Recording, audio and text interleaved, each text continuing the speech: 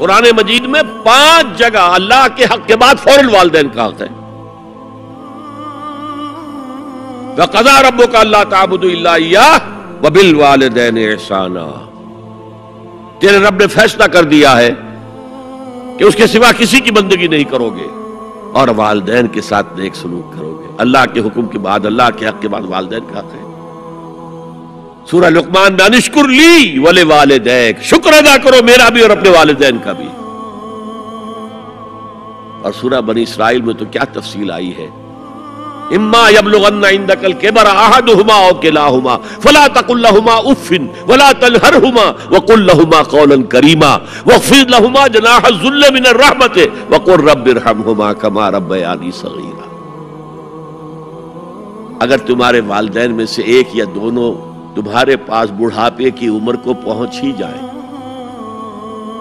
انہیں کبھی اف تک نہ کہنا، دل نہ توڑنا ان کا، چھاتی چوڑی کر کے بات نہ کرنا، ان سے کندھے جھکا کر بات کرنا، ادب سے گفتگو کرنا.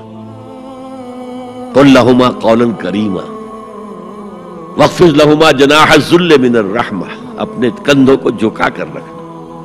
اور پھر کہنا، اللہ سے دعا کرنا، رب ارحمہما کما ربیانی صغیرا، پروردگار میرے ان والدین پر رحم فرمائیو جیسے کہ انہوں نے مجھے پالا تھا جبکہ میں چھوٹا سا تھا.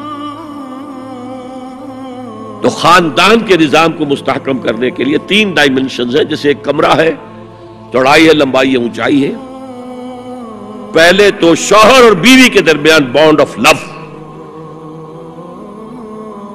اب یہ شوہر اور بیوی پیرنٹس بن گئے ہیں، والدین بن گئے، اولاد آ گئی. سیکنڈ ڈائمنشن ایڈ ہو گئی، ادب، عزت. اور بہن بھائی ہے، اخوت، جس کو کہ وہ کہہ رہا ہے جی ویلز بھی فریٹرنٹی. خاندان کا ادارہ مستحکم. یہاں ایک نقطہ اور بیان کر دوں. لیگل لیول پر بیوی کے حقوق کم ہیں، شوہر کے زیادہ ہیں. الرجال قوامون علی النساء، سیدھی سیدھی بات ہے اور ہمیں ڈٹ کر کہنا چاہیے. یہ اس سے زیادہ معقول بات کوئی نہیں ہے. کسی ادارے کے 2 سربراہ برابر کے اختیارات والے نہیں ہو سکتے. لیکن اخلاقی طور پر جو ماں کا حصہ ہے،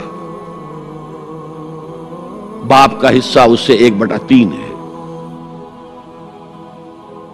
قرآن مجید میں آیا ہے نا، حملتہ امہ وہنا علی وہن وفصالہ فی عامین ان اشکر لی ولوالدیک. اسے اٹھائے رکھا اس کی ماں نے اپنے پیٹ میں، کمزوری پر کمزوری جھیل. کمزوری تو ہو رہی ہے، اس کا خون چوس رہا ہے اندر، جھونک جو ہے وہ چوس رہی ہے خون اس کا.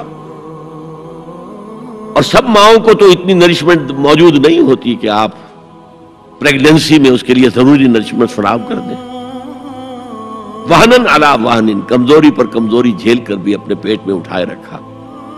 وفصالہ فی عامین، اور پھر دودھ چھڑانا ہوا 2 سالوں میں. وہ جھونک جو ہے وہ پھر اس کی چھاتیوں سے چمٹ گئی. لہذا اس کا حق 3 گنا زیادہ ہے باپ سے. ایک صحابی حضور سے پوچھتے ہیں، حضور میرے حسن سلوک کا اولین مستحق کون ہے؟ فرمایا تمہاری والدہ. پھر پوچھا ان کے بعد کون؟ پھر کہا تمہاری والدہ. پھر پوچھا ان کے بعد کون؟ پھر کہا تمہاری والدہ. پھر پوچھا ان کے بعد کون؟ تو کہا تمہارے والد. 3 درجے. اور یہ جو فرمایا الجنت تحت اقدام الامہات، جنت تو ماؤں کے قدموں تلے ہے، یہ باپ کے بارے میں تو نہیں فرمایا.